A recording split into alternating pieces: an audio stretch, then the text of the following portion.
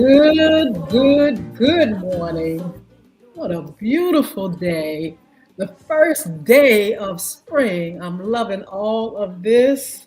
I'm Yolanda Hinton, host of FYI Morning Show Live, here with co-host Edward Everett, aka Mr. E. Mr. E, what it do? How are you? Spring is in the air, there's flowers everywhere.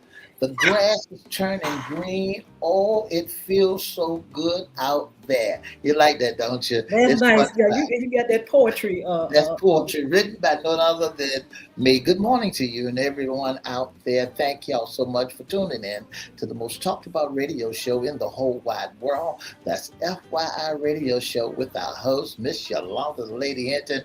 I'm Ed Everett, the co-host. Thank you so much, and sit back and relax. Aye. All right, now look, let's welcome our listeners and viewers, Facebook Live, Twitter, LinkedIn, YouTube, Instagram, and of course, TikTok. Thank you for joining us. We want you to make sure you like, share, comment, and subscribe.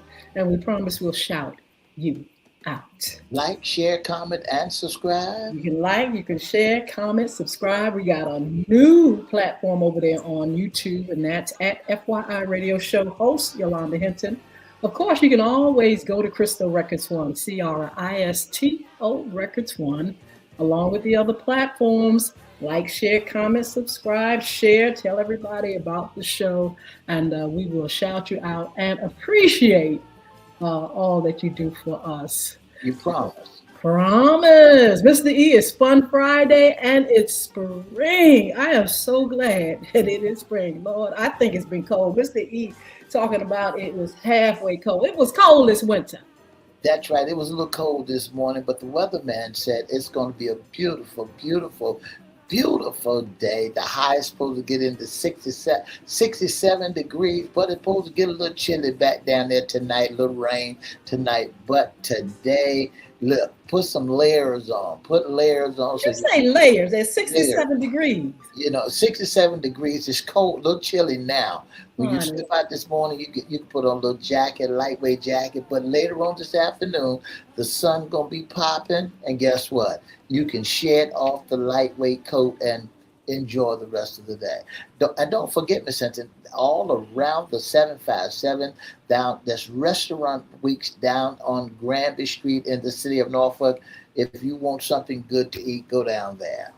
All right, Mr. E, it's Fun Friday. We are so excited about the weekend, but it's also Fun Friday segment, What's in Your Closet? This is our Women's Issues segment, and we have a very special guest. We have Dr. Darlene Sparks Washington. She's the Executive Director of Portsmouth Volunteers for the Homeless. Dr. Washington, we want to say good morning to you. Good morning. Good morning. Thank you all so much for having me here. Dr. Darlene, it's been a minute. It has. You know what? It's been a minute, but I think about you often and the work that you are doing.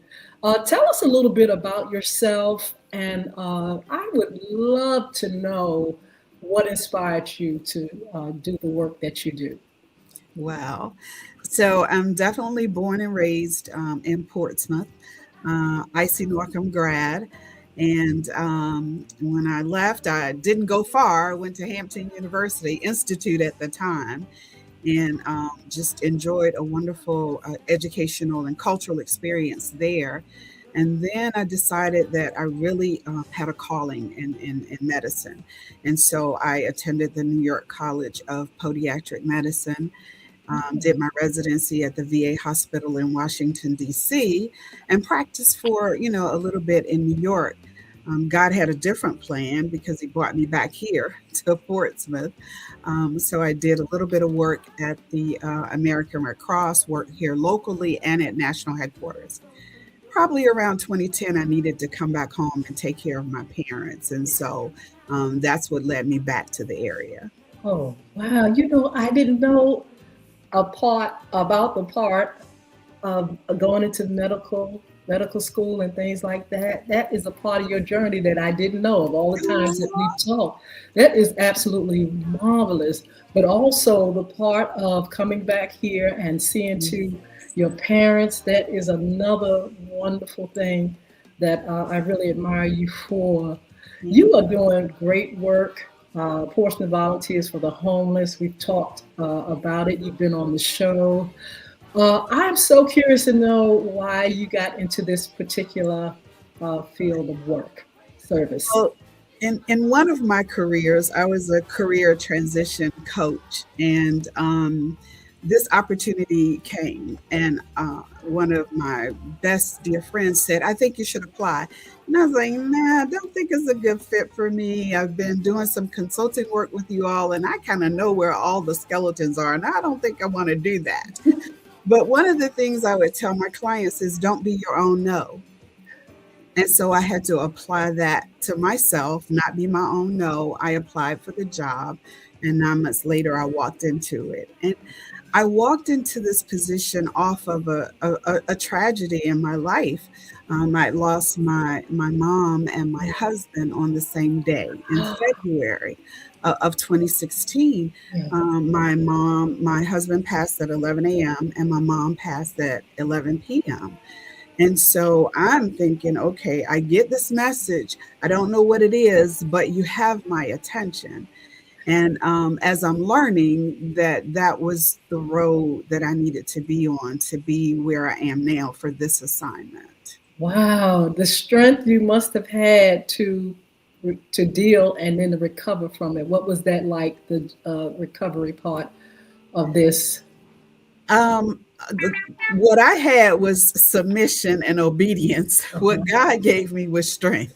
There Yes, was no way that I could have walked that journey alone. absolutely. And so I would, for the first 30 days, I would just get up, take a shower, and just sit and wait and sit and wait. And finally, I just started putting one foot in front of the other and praying, and doors started to open in terms of what my next assignment was going to be. And when I came here, honestly, things were not well. You Mm, know, financially they were not well. Our relationship with the community wasn't well, and I really trusted God with the experiences that I had already. yes. So everything that I had done in the past in my career came to bear on this opportunity, and so I knew I needed to be here. And even when we were strapped financially and the bills still got paid, staff got paid, I waited, but I never went without anything that I needed. And so, you know, we were able to work with our board and our community and supporters to turn things around. And we're just blessed to be where we are. Wow. Tell us about Portsmouth Volunteers for the Homeless, the services, first the mission, and then let's talk about the services. So our desire is really to be the premier shelter program for adult singles, and to work with our partners to help our clients get back on their feet. We believe that when individuals come to us, that's our phase. That's our phase of service for them. And there are things that we need to do. The organization was actually created in 1990 by a group of churches. There's about 6 downtown churches who didn't like seeing people outside when the temperature was below 32 degrees. And so in 1996, the organization was incorporated and became a 501c3 nonprofit. And we just continued to work our um, church based program, which was sort of like a winter shelter. You know, every 7 days we rotated to a different faith community. We had about 25 inter faith communities. So we had, Church of God in Christ, Baptist, we had Methodist, Catholic, Episcopalian. It was just all of the churches working together. And then COVID hit, and our churches had to shutter. However, we in that year developed a partnership with the sheriff's office, with Sheriff Michael Moore, and they allowed us to go into a facility that they had. So while other shelters like ours closed down, we did not. We Okay. stayed open, and we have consistently been delivering. Now we grew from just winter to year round. And so we do a year-round night shelter program at one of the facilities that the sheriff has provided. We also operate a day center where our clients are doing the daytime hours. And we have shower facilities and laundry. We have partnerships with legal aid. They come in once a month to help our clients deal with non-criminal legal issues. We partner with other agencies around housing and substance use treatment and mental health services and employment. So we're a little bit more than a shelter. Our goal is to help our clients address the barriers in their lives so that they can be who God has called them to be. Amazing. Mr. E? I want to say, wow, y'all do so much, and thank you so much for your service. What a wonderful, wonderful job that you're doing. You know, when we started looking at what's happening and what's going on um, around the world, yes, COVID did do a real job on everybody. But now, since COVID is over, have you seen a difference in the turnout rate of homeless people, or has it grown tremendously? It's actually grown. And one of the things is that if you look at a community that is already disenfranchised and struggling, and then you lay something like a public health disaster event on top of it that affects all aspects of their lives, it's going to take a little bit longer for those individuals to recover. And then, there were the changes that happened with evictions right after that and employment. So there are a few things that are still impacting our communities, and that's really being able to have a living wage. And that means to be able to take care of all of their needs, to have housing that's affordable. We throw around the term affordable housing, Yes. and that means very different things to very different people. We need housing that is affordable. We need access to substance use treatment on demand. When a person is ready, that's when they need to have a bed. We need comprehensive and culturally appropriate mental health support services. So, as long as those challenges exist, then we will continue to have individuals who are displaced and experiencing homelessness. Do Yes. you do you find that because of the conditions of some of the adults, male and female, do you find that their attitude changes, or they're impatient, or they're very demanding? How do you put up with those attitudes? Well, what we realize is that by the time people get to us, they really are downtrodden. They Mhm. really have suffered from their own decisions as well as systems impact. Yes. 86% of the staff here on our team have lived experience. So Wow. that means that they have experienced homelessness, they have been incarcerated, they may have a mental health um, issue that they are medicated with right now. Some have had substance use disorder and are in recovery. So they understand the walk. And so when we meet people on those days, we don't take it personally. We don't take it personally. Our goal is to help you help yourself. And Wow. as long as you want to help yourself, we're going to walk with you. Sometimes we might walk in front of you and make way for you. Sometimes we might walk behind you to catch you if you fall. But you have to lead the way, and we'll provide you with the resources and the connections to do that. You have to lead. Dr. Washington, do you see an increase in women? This is Women's History Month. I want to say Happy International Women's Month to everyone. And so, women, definitely, I have them in mind when I thought about talking with you. Do you see uptick in numbers as far as women, children? What is it like now? So we serve adult singles, and certainly females and women are at higher and different risk. Our percentages usually run about 25% women and 75% men. Wow. And we believe that is because there is more family support, or people are more willing to provide support and assistance to see a female, a woman outside, because there's so much additional risk Yes. associated with her and being taken advantage of. And so that's typically what our percentages are. Absolutely. I love the idea of your services. You're not just housing the homeless, but you're providing so many great things. Tell us a little bit more about the services and how do people meet, the requirements to be able to get the services that you provide? So we used to be a first come, first serve service.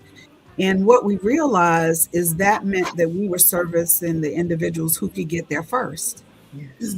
It wasn't necessarily the people who were most in need or the people who were most vulnerable. If we were going to a church and their capacity was 40 people, if number 43 was Mr. Brown and we knew he was, 70 years old and vulnerable, we couldn't skip the other people. And so what we did was we do what's called a pre-intake assessment. Mhm. And through that, we get to know what the needs of the individual are. We get to start to identify their barriers. So we focus on rehousing from the beginning. Ah, So we ask questions like, how long have you been homeless? What do you believe your barriers are to rehousing? And sort of like their housing history, their income. So we ask those questions to be able to start formulating a plan for our clients. We do focus on the most vulnerable from 5 areas. So, age, gender, disability, um, let's see, mental health, yes. substance use. We are a low barrier shelter. And so our goal is not to come to work and figure out how many people we're not going to shelter. Right. It Yeah. is, who needs us the most and Right. how can we be of most service to the individuals. Our focus is on behavior. And Okay. so if you are experiencing a mental health challenge or a substance use disorder, as long as your behavior is appropriate, you're just as safe as a person who has a bad day, Yeah. because it's about the attitude and the behavior.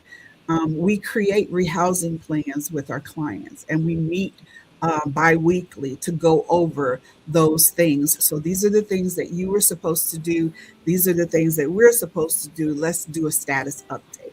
Absolutely. And that's how we keep people on track. How has the community received your program?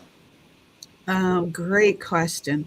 One of the things when I came on board is I realized we couldn't do this in isolation. And quite frankly, it wasn't just our job, but it was the community's job. Yes. And so I took on this campaign called Changing the Paradigm of Our Perceptions About Homelessness. And I would try to tell stories, using our social media and speaking engagements to tell stories about individuals who were experiencing homelessness. So you see a bicycle, and some people just see that as a bicycle, but for that person, it's transportation to work.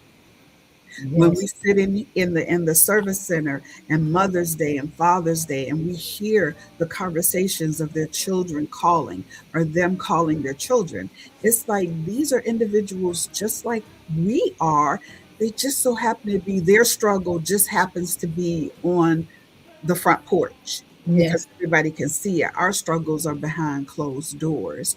And Yes. so we start to ask the community for support. First, we have to give the community success. So this is what we're doing. We're not just having people come here and live off of the grid for free, but there's accountability and there's work that needs to be done. And so we built a relationship with the community that says we're going to lead it, but we need you to help us. We will be your hands and feet on the ground. We just need you to help us. Absolutely. Things have really changed throughout the years. I remember, um, especially going up north, you would see it more, so many, on the streets. Virginia, to me, or Hampton Roads was a place where you hardly would see it. You would see it maybe somebody walking around with a shopping cart or something. I remember a few years back, maybe 14 years or more, they had an initiative, they said, in Hampton Roads to get rid of homelessness. And at that time, I myself personally didn't see it as much. Fast forward, I see it everywhere. I have a mentoring program, and I got ready to walk into the building to for the program, and there was a homeless person right there at the door. I was at another place staying. I was at a convention, and there was somebody laying in the restaurant in the on the ground. It's just it just began to like evolve into more and more people. It just kind of made me wonder why. And you told us some of the reasons why people are out there and why they are homeless. But do you think we as a community, as a country, will ever get our hands on getting rid of this thing called homelessness?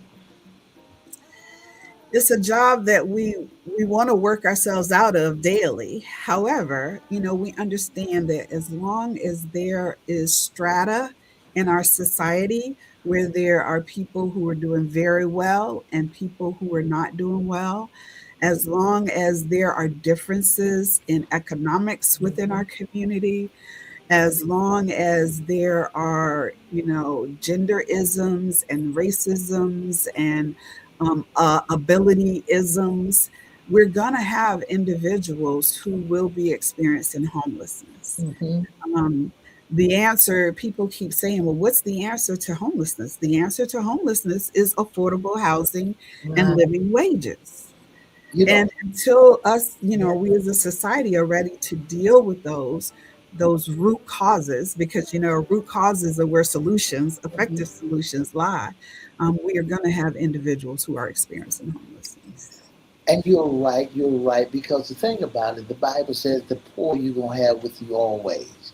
You're gonna have some downtrodden. You're gonna have some folks that broke, busted, and disgusted. And I want to say thank you so very, very much, because you're reaching out to the unchurched. You're reaching out to those who are going through, mental illness and having problems in life.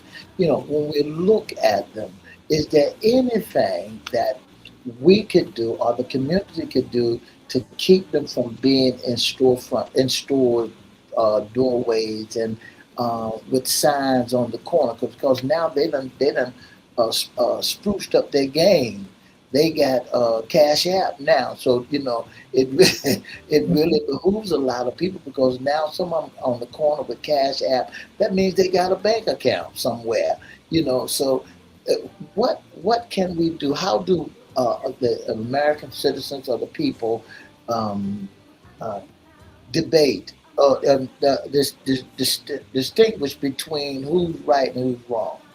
Well, unfortunately, fortunately, there's no right or wrong. Everyone who is experiencing homelessness has a story. Mm. We have seen over years an increase in individuals who are 62 and above. And so you think about being 62 and experiencing homelessness. One, in many instances, I don't want my children to know. Well, do your children know? No, they don't know. Wow. And we've had some instances where when the children found out, they came and got their parents. Um, Traditionally, when your parents got older, they would come to live with you. Mhm. Whether you wanted to them to or not, whether they wanted to or not, that was an option. But when we have such a large stretch of our population on um, subsidized housing, that becomes difficult to bring a parent in to the home. If you have a parent who's lost a spouse, and now they can no longer keep up with the household finances. That leads, so everyone who comes to us doesn't have a story of they caused it for themselves. Mhm. We also believe that people make the best decisions that they can at Yes, that time with the information and the skills and abilities that they have available. If they absolutely. could make a different decision tomorrow, they would, if they had different. So, what can we do as a community? We can make residential shelters more available with effective wraparound services. That's one of Mhm. the things that we've been advocating for in our city. We finally have support for that to actually construct a shelter, a residential shelter for adult singles. That gives the workers an opportunity to have our hands and arms around people more hours of a day. And Mhm. it gives us the opportunity to offer things like interviewing skills and connect to employment agencies and bring people in to talk about mental health and how do you get into substance abuse, to host NA and AA meetings when we have people connected in that way. So that's where I believe the solution lies, is helping people to increase their sense of self-efficacy Mhm. so that they can, get gainful employment and then housing that they can afford. Yes. You listen to FYI Radio Show with your host, Miss Yolanda Lady Hinton. I'm Ed Abbott, the co-host, with our special guest, none other than Miss Darlene Sparks Washington. Don't forget to join FYI Radio Show every Monday, Wednesday, and Friday from 9 to 10, from 9:30 to 10. And for more information, give us a call at 757-714-7861, or you can email us at fyradioshow@gmail.com. I want to say thank you so very, very much. Ms. Hinton, continue to treat her like gold. All right, Mr. E, enjoy your meeting. We're going to continue talking to our very special guest, Dr. Washington. I know this doesn't take, just getting up and saying, okay, let's do this. It takes so much. And we're going to talk about, I want you to talk about the needs of the organization and how the community can help. Well, certainly you are absolutely correct. It takes resources. Um, One of the things we talk about is that people like to pay for services, but they really don't like to pay for the things that we need for the services to be delivered. Yes. And so we are always, applying for grants.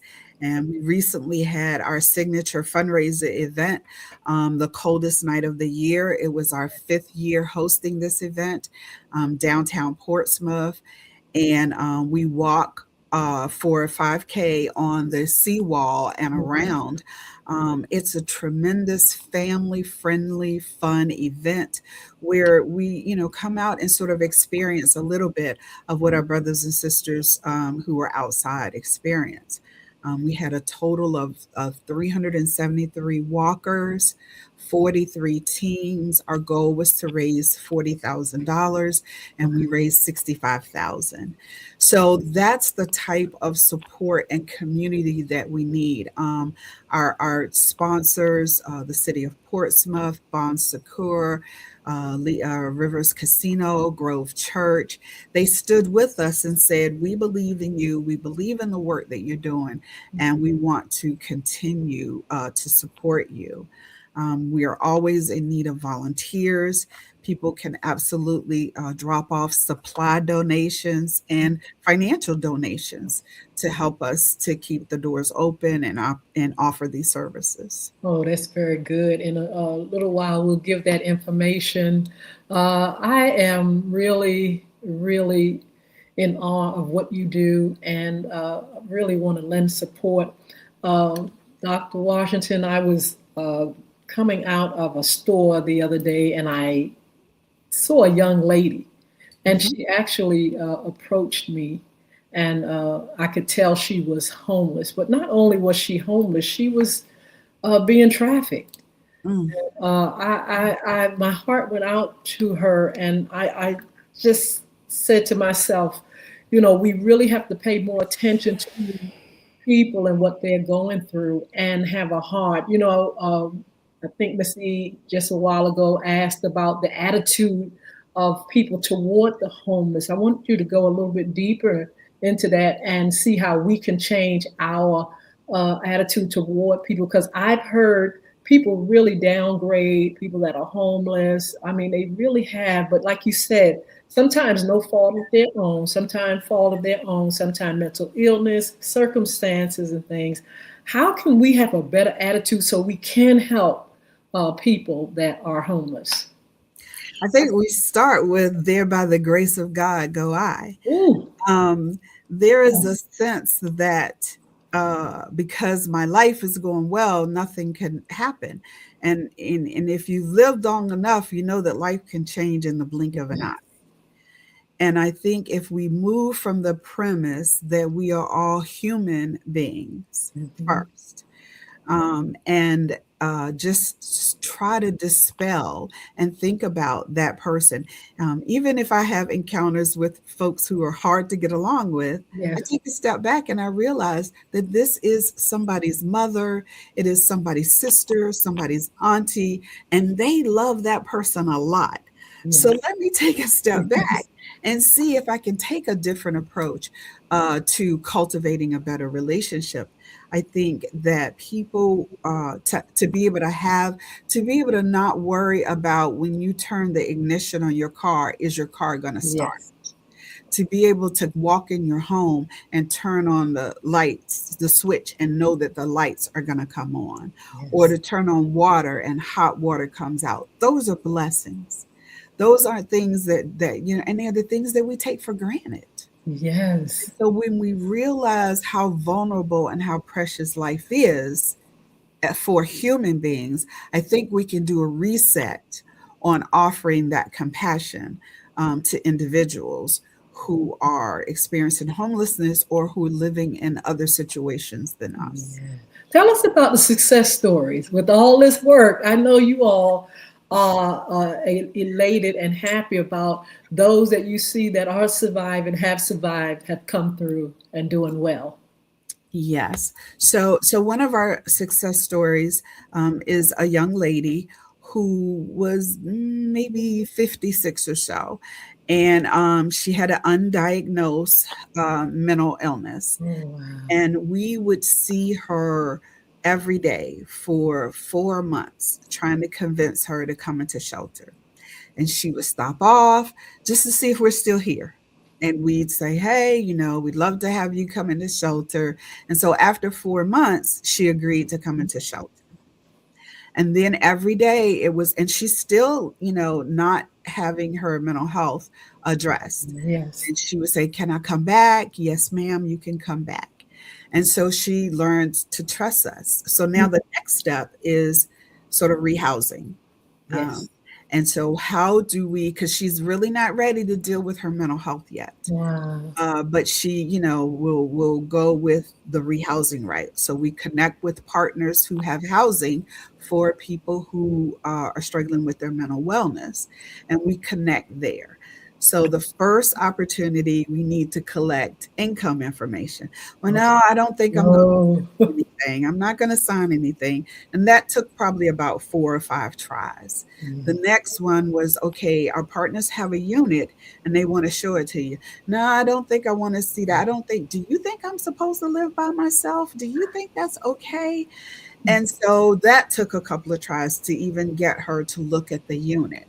And finally, when she saw the unit and she felt protected, she was able to accept that housing opportunity. And she's doing well. oh, wow. So it's just, we can't have a one and done. We can't have well, if you're not going to do this, we're not going to do that. But we Yes. have to understand each client and the barriers and the challenges that they bring and customize our approach based on what their needs are. Yes. So they deal with fear, shame, Yes. mistrust. You Yeah. all got to break down those barriers so Yeah. you can help. It's not just them, okay, I need a place. It's like, how can I trust you?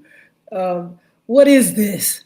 Yes, ma'am. People, and I can imagine them saying, you want to help me, so many things that probably go into their mind and things like that. When I think about Portsmouth Volunteers for the Homeless, I think about you. but I know that there is more. There are more people. Can you shout out some of the folk that you're working with? Shout out some more organizations, or anybody that has really contributed to your cause. Absolutely. I definitely shout out our team of paid staff and volunteer staff and board members. We have a diverse board with lots of different individuals, but we have some incredible partners, incredible partners. We partner with the Her Shelter. We partner with Portsmouth Department of Behavioral Health Care, the Portsmouth Department of Social Services. Let's see, we partner with an agency called PCOM that does transitional housing. We partner with Maryview Bond Secure Hospital. Wow. We partner with Eggleston. They help with job placement and dealing with individuals who have disabilities on the full array of disabilities. Of course, we partner with the Sheriff's Department. We partner with Portsmouth Police Department. So yeah, we have we partner with 4Kids. Oh. Let's see, it's an amazing group of individuals who sit around the tables. We partner with the VA hospital. Just an incredible amount. That is amazing. That's why you all are thriving and surviving. God has put you all together and really serving our community. How far does your service go out? Do you all just take people from a certain demographic? Is it just, or is it just right here in the Norfolk or Portsmouth area? How far can people, be a part of this service? So in terms of service delivery, our primary population is prioritized for Portsmouth. Okay. Now, with that being said, what we call residency is the client's choice. Ah. So if an individual has been in Norfolk or a surrounding city and they decide that, they come to Portsmouth, they might have been staying with a family member and they can no longer do that. So their ID may say something else, but if they elect where they want to establish residency, then it is a client's choice. Absolutely. Do you ever feel some kind of way as you serve, Dr. Washington? Is your heart ever, a little low or broken as you try to, elevate the community and help those that need help? How do you deal with it and cope with so much, I can imagine, work?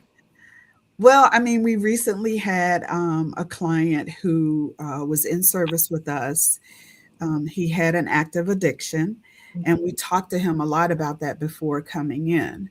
And so he came into service and he missed 3 days. And that's, we don't do that. But when he came back, we said, okay, so we need for you to take these steps in order to be considered to come back in. And he took some of the steps, partial. He ended up in the hospital over at Maryview.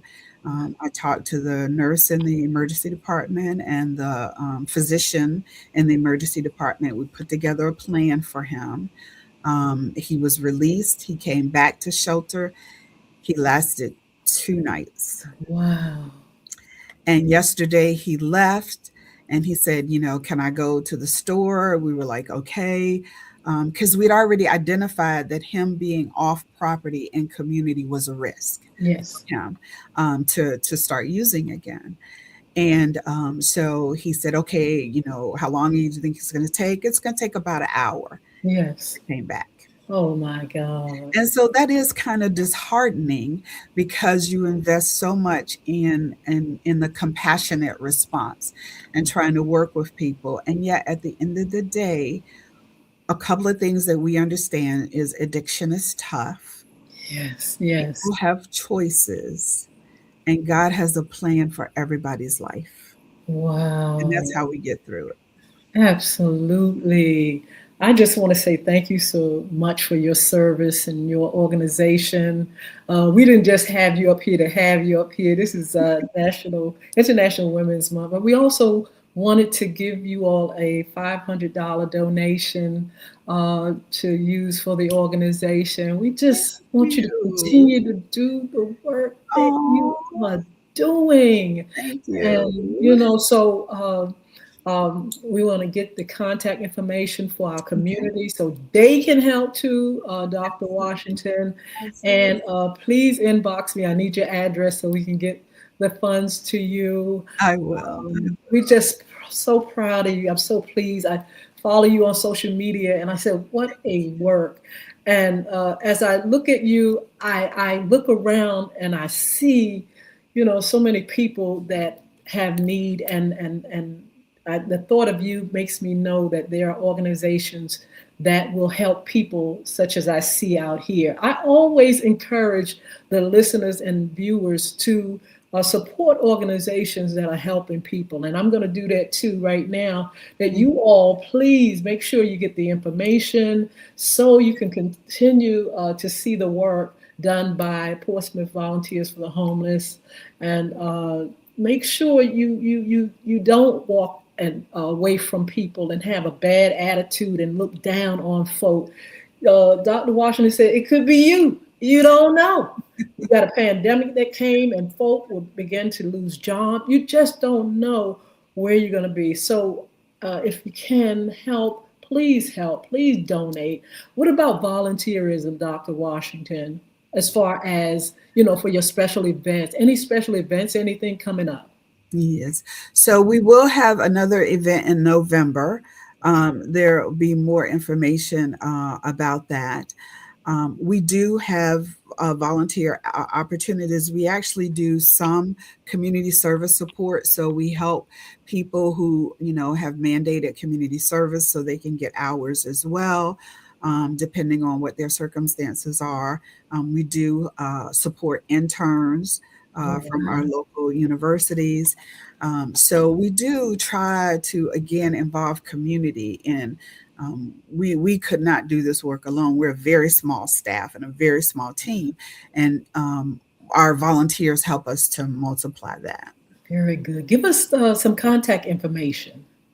So we definitely, you can find us on Facebook and LinkedIn, as well as TikTok. And our physical address is 800 Williamsburg Avenue, Suite B, Portsmouth 23704. Our telephone number is area code 757-399-0200. And you can, contact us through those platforms as well as that phone number or address. Tell us again why it is important for our community to pay attention and to help. Because it is all of our responsibility to when we have if we want a thriving society, then members of the society need to survive and thrive as well.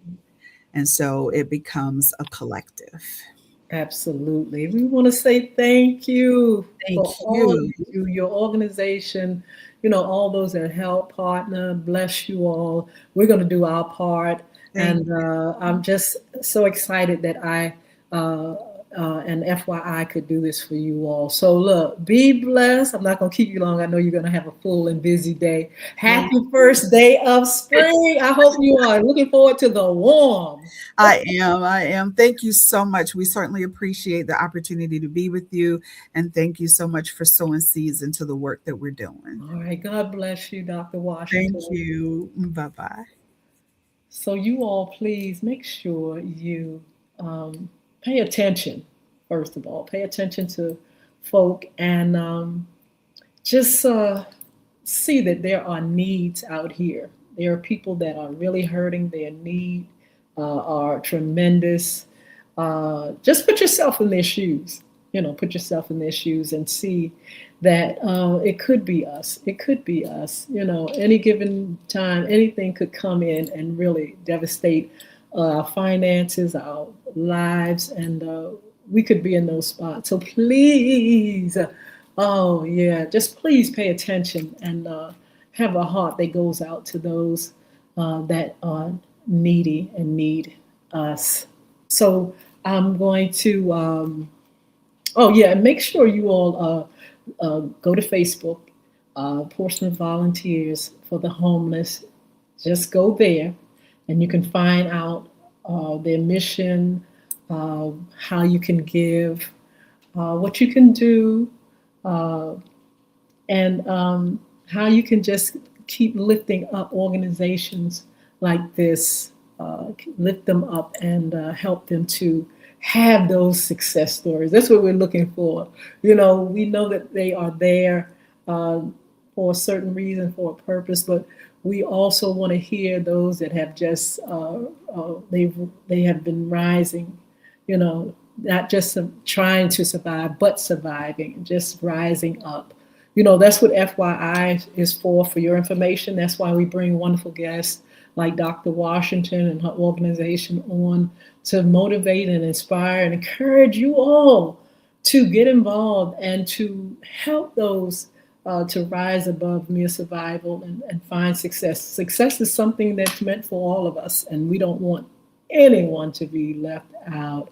So please, please, please make sure you all go to Facebook, look them up, uh, Portsmouth Volunteers for the Homeless. Dr. Darlene Sparks Washington is the executive director, and the needs are tremendous. Bless her as she serves, her and her organization serves the community. We have some upcoming shows, FYI After Dark. Make sure you all check us out. Make sure you check us out Monday at 9:30. We have the sports talk segment. We love the sports talk segment. We are dealing with our sports things that are happening in sports. Some of the things that are going on in the NBA, we're covering that now. WNBA, we're talking about our ladies, our women in sports. We're going to be bringing, history of sports, women in sports, since this is International Women's Month. And just keep watching us 9:30 on Monday. Please join us on all social media platforms. FYI After Dark, of course, is at 6 p.m. on Monday evenings. We want you all to join us there.